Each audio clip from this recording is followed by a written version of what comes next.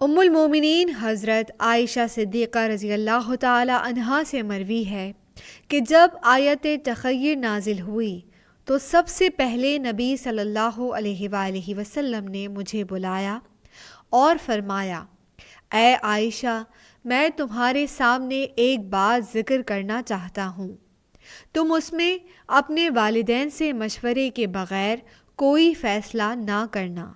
میں نے عرض کیا، ایسی کیا بات ہے؟ نبی صلی اللہ علیہ وآلہ وسلم نے مجھے بلا کر یہ آیت تلاوت فرمائی، اے نبی صلی اللہ علیہ وآلہ وسلم، اپنی بیویوں سے کہہ دیجئے کہ اگر تم اللہ اور اس کے رسول اور دار آخرت کو چاہتی ہو۔ میں نے عرض کیا کہ میں اللہ اور اس کے رسول کو اختیار کرتی ہوں۔ اس پر نبی صلی اللہ علیہ وآلہ وسلم بہت خوش ہوئے۔ مسند احمد، حدیث نمبر 23391۔